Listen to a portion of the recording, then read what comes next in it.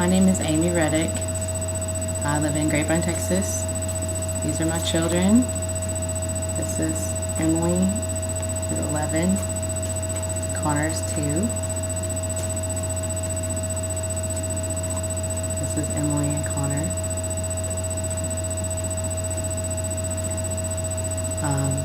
On December 15th, 2011, I answered a knock on my door to see 3 armed Tarrant County constables. They came into my home and they took my 17-month-old son, Connor, and they gave him to my estranged husband, Benjamin, who is not only mentally and emotionally unstable, he's also a drug user and a drug dealer. I met Ben on a website called gothscene.com, which is a dating site that's geared towards goths and punks and people who live an alternative lifestyle. Since I was raised in the Church of Christ and I graduated, took my bachelor's degree from a Christian university, I was attracted to his bad boy image, and his profile said that he was hardcore punk or skinhead. We started dating shortly after we met. And I was living in Grapevine, Texas, and he was living in Lubbock. While we were dating, I found out he was growing marijuana in his backyard and selling it. He was arrested for possession, and he got put on probation. During that time, he promised me that he was done with drugs. He was not ever going to smoke weed or sell it ever again. Ben and I got married in December of 2008, and I gave birth to our son Connor on July 15th, 2010. During the course of our marriage, we ran into some financial problems, which Ben decided to try to solve by growing marijuana again, selling it to people that he knew at work and other contacts that he had, other connections. I asked him repeatedly not to do this. Told him I didn't like it and it wasn't worth the risk of losing our home and our family, for a few extra dollars.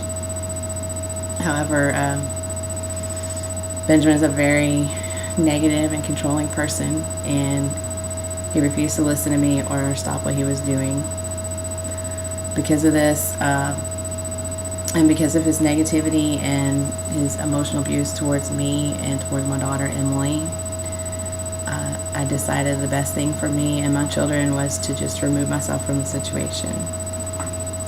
So in August of 2011, I packed up the kids and I moved into an extended stay motel in Lubbock. Stayed there for several weeks until I found a mobile home that I could rent with my limited income. During this time, I allowed Ben to have frequent visitation with Connor. Anytime he asked to see him, I obliged him and even called him, at every opportunity to see if he wanted to have Connor on his days off. Ben was very distraught over my leaving, told me that he was seeing a psychologist to deal with his anger issues and his emotional problems.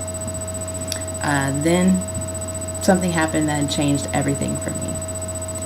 On October 21st, I texted Ben and told him I was going to visit my parents for the weekend. He had Connor for several days. It was his days off.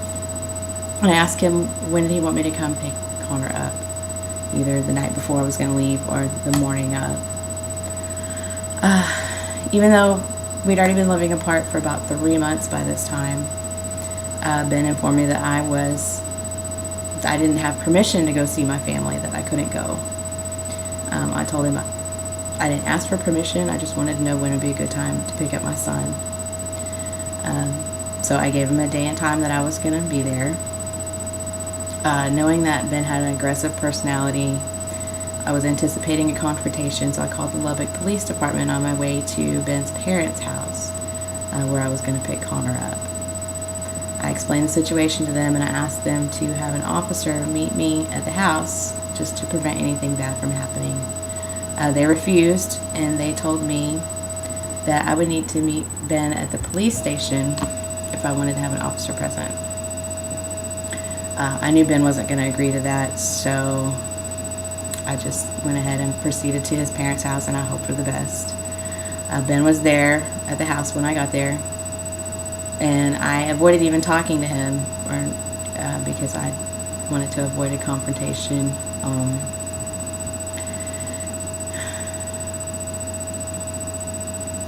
I didn't want to have an argument with him. So I gathered up my son and I turned to go back to the car. When I got to the door, Ben rushed at me and grabbed my arm, tried to keep me from leaving. In the process, he struck the front door, which hit my son, Connor, and made him start to cry. Ben's father, Randy, and his mother, Nancy, were there, and they witnessed the event. Ben's father restrained him long enough for me to get out the door. I was able to leave the house, and I was in tears. My son was in tears. My daughter was waiting in the car. She was confused and worried about what was going on, and at that point I knew something had to change.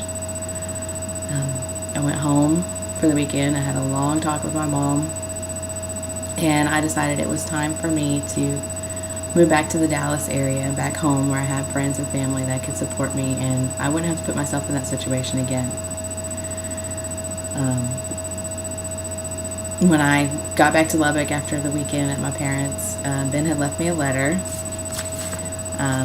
He was asking me to forgive his transgressions and said that he was on drugs that were affecting his mental state and that he wasn't himself.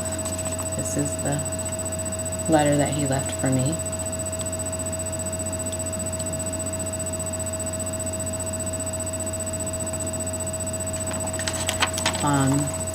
So I arranged for a transfer to the Walmart in Roanoke, that's where I had worked before I moved to Lubbock. I found an apartment in Grapevine. I started packing my things, and I made a couple of trips back to the house to gather up some things that I had left behind. In the course of those visits, I found prescription drugs, illegal drugs, marijuana, paraphernalia in the house, some stuff that I couldn't identify. It looked like razor blades and tubes. I don't know what it was. Also found that he was building an AR-15 automatic rifle. I took pictures of the stuff that I found, and I sent them to Ben's father. I was concerned for his well-being and thought maybe that he would intervene and help out. This is a picture of the drugs that he was on. He had 2 different prescriptions for Zoloft. Also found marijuana in a prescription bottle. And this one is the unidentified picture. You can see there's a razor blade in there and some sort of powder. I don't know what he had in there.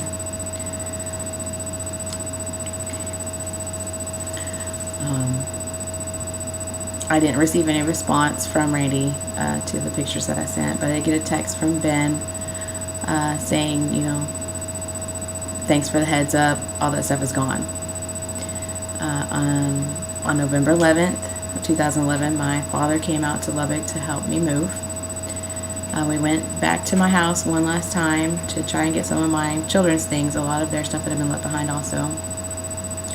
Only find that Benjamin had changed the locks, and I was unable to get into my home and get our things. So I just left everything else behind, and I took my kids and what little I had with me, and I went to Grapevine. I moved into Dove Park Apartments on November 12th. I signed a year lease, and I enrolled Emily into Dove Elementary, which is right across the street. I was afraid for my safety, for my children's safety, after the incident, the assault that occurred at his parents' house. So I went and tried to file a protective order. This is a questionnaire I had to fill out for Tarrant County. When I went to file it, I was informed that since there was only one incident of violence and there was no police report, I couldn't file a protective order. During this time, after I moved